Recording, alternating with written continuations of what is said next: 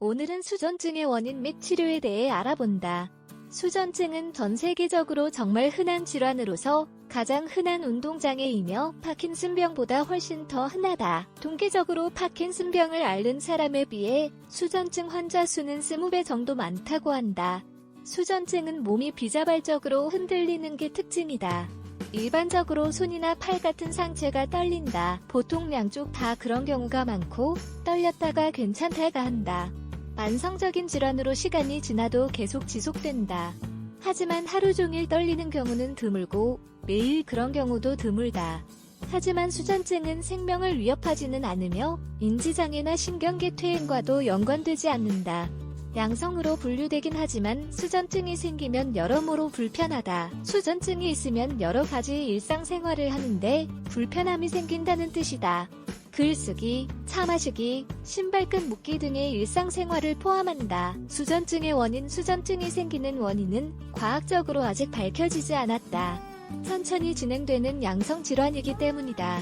다만 수전증은 운동핵에 연결된 신경계의 변화가 생긴 것이라고는 알려져 있다. 시상, 흑색줄 줄무늬 최경노와 손해는 움직임을 담당하는 신경계의 일부이다. 과학적으로 수전증이 있으면 이 신경계의 변화가 생겨 무의식적으로 몸이 떨리게 되는 것이라고 본다. 부모와 아이가 수전증이 있으면 기본적으로 유전적인 요인 때문이라고 본다.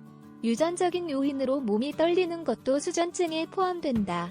수전증의 구체적인 증상 수전증과 파킨슨병을 먼저 구분해야 한다. 수전증은 우리가 몸을 움직이려고 할 때나 어떤 자세를 유지하려고 할 때 몸이 무의식적으로 움직이는 증상이다.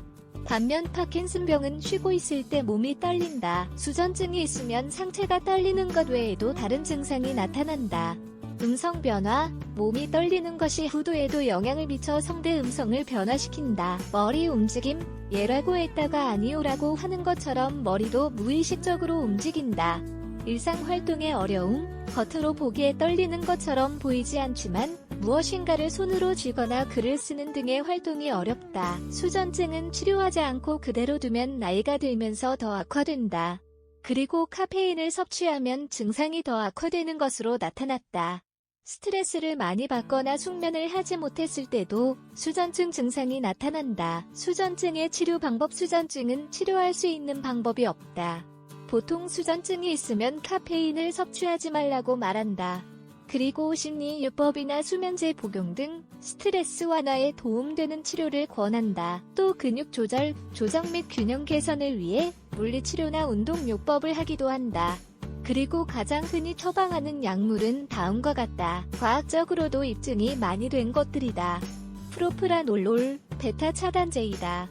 증상을 완화하는 데 가장 효과적이다. 심장질환이 있는 사람들은 주의해서 이 약물을 복용해야 한다. 심장 혈관이 막혔던 적이 있는 경우 특히 더 그렇다. 항상 전문가의 감독하에 복용해야 한다. 프리마돈, 이 약물은 항경련제이다.